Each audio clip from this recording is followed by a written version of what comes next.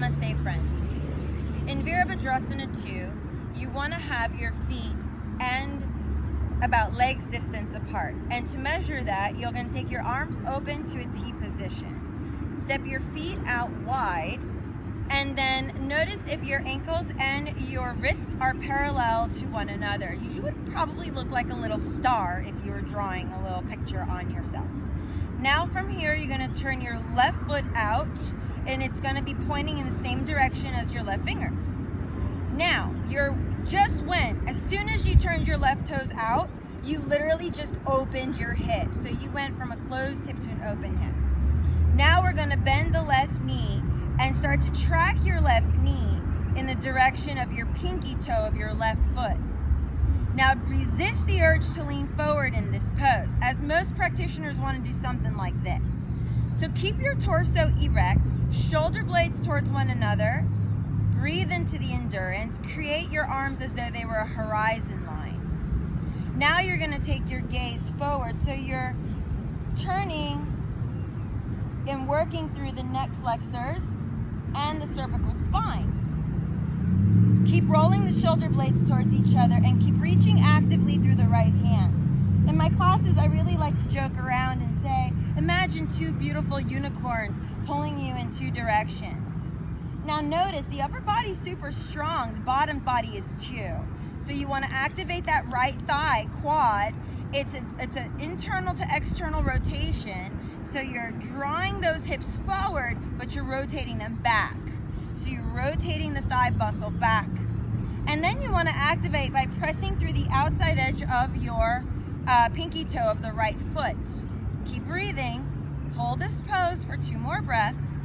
And notice, roll that left shoulder back so you're not putting so much effort in the shoulders here. But activate. Activate the arm. There should be no wiggle. Okay? Now from here, rest. Straighten the leg. Let's modify that, shall we? So in a class that maybe, oh, this is a little too intense, maybe walk that right foot up or the back leg up a little bit so it's not so wide. And then bend the left knee. The knee should be bent irregardless, even if they've had knee replacement surgery or any accommodations, as to remove or to work through, not to remove, but to work through any of this scar tissue that's been built there. There is modification if they had a chair and they can rest their arm on a chair. And another modification to use is if you have a blocks, then, or any blankets or cushions around the home, then what I would encourage you to do is come by a wall and place the first block at the knee in any direction here. So it could be long ways, because you have 3 ways. You can be this way, which is the long way, the flat way, or the tall way, okay? Any of these ways by a wall with the knee bent, pressing into the wall is going to help the student, okay, in any direction, okay? It gives them some space. This also helps them if they're placing their hand on a wall, okay? So those are some options for you. I hope this helps you. Lastly, we come down to the mat. So if we were on the ground and the student is unable to get up and down, then warrior 2 would be very similar to this. We would begin in what would be typically a gate pose. So you want to extend the right leg back and turn the right foot down. And then you're going to take the left leg behind you. So you see how I went from the foot pointing towards my heel towards behind me, pointing to the trees.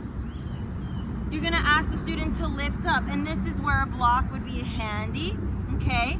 And then they come into the warrior 2 here. Arms out to a T or hands to hips. This would be a variation that's more modified, and I would also encourage you to encourage your student to utilize a blanket or another item underneath their knee for cushion, stability, and support. I hope this helps you, and may you have any questions, please write, comment, and email me, and I will be happy and do my best to answer them. Namaste.